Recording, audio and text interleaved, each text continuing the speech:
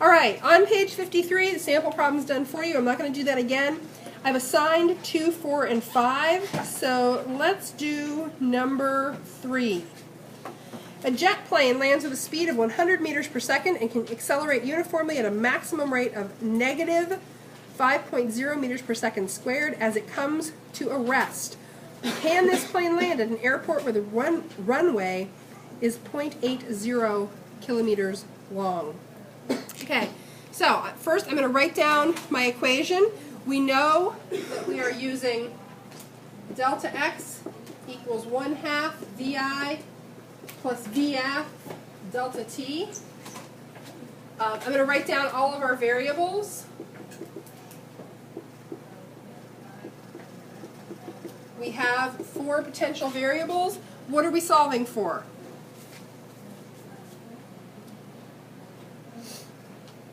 What are you being asked?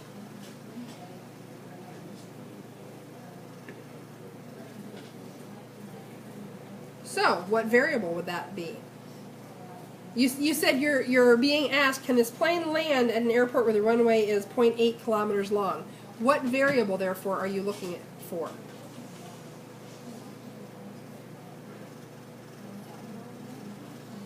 Okay, I have one vote for final velocity. What other votes do I have?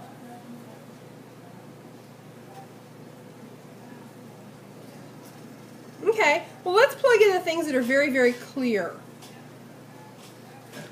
What is its initial speed? What is this airplane's initial speed, looking at the problem? 100 meters per second. What is its final speed? 0 meters per second. Okay. Do we have a time in there? By golly, we don't. What do we have? We have acceleration. Huh, well that throws a monkey wrench into things, doesn't it? What's our acceleration? What is it? Negative 5.0 meters per second squared. Oh boy. Is there acceleration anyplace in this equation? This is dreadful. Do we have an equation that relates acceleration to anything that we do have? Okay. What would that be? Okay, so let's make a side note over here. That acceleration, average acceleration is equal to what? Pardon? Change in velocity over change in time. What do we want? We need change in time. We can rearrange this to solve for t. So let's do that. Multiply both sides by t. Divide both sides by average acceleration.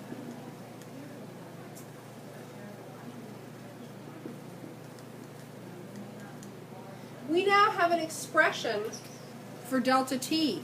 Guess what we can do? We can plug that in. You will do a lot of this in physics. Wait, is that your direct equation? When you have to divide by average velocity on both Oh, sides? geez. Yeah. Sorry. I'm missing basic rearrangement here. Thank you.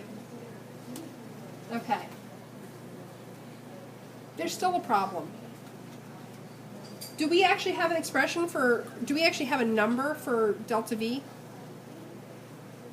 Well, we do in a matter of speaking. Delta V equals VF minus VI. So really what we're saying here, plugging this into that and that into that, woo, is VF minus VI over A. And this whole expression is going to go into our equation. Okay, so what are we solving for again? What are we looking for? Changing what? Delta x. Now here's where I want you to be careful.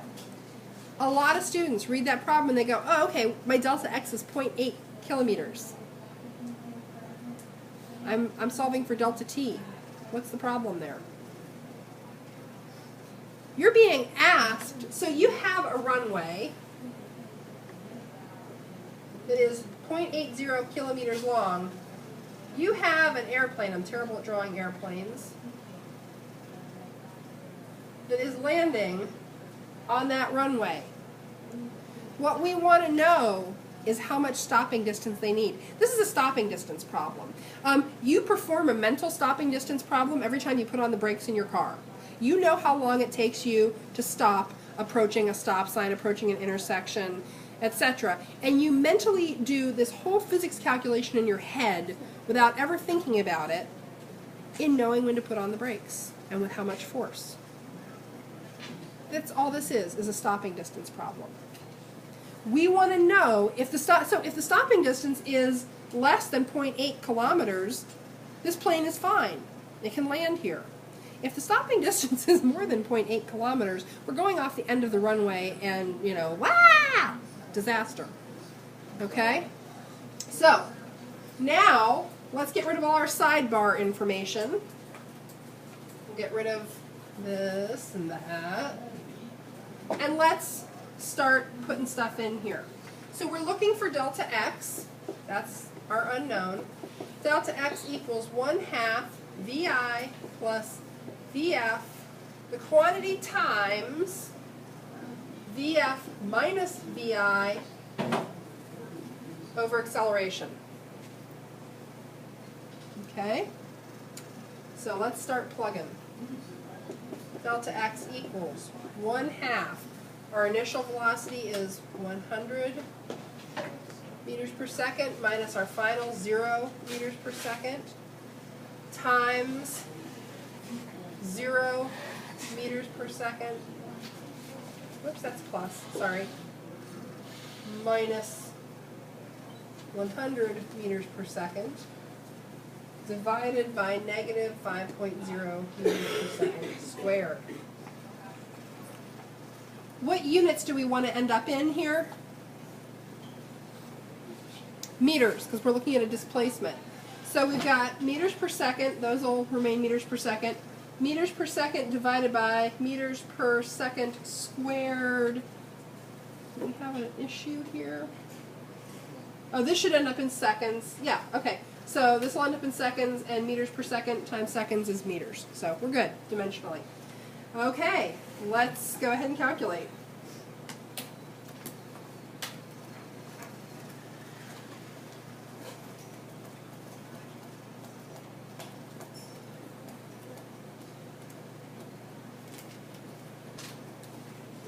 Okay.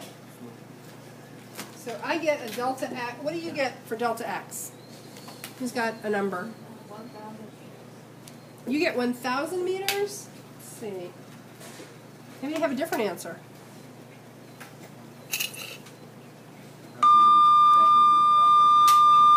Oh, yeah, okay. No, it is 1,000. Okay. We get 1,000 meters or 1 kilometer. No, the plane cannot land. Okay. So, work on 2B tonight.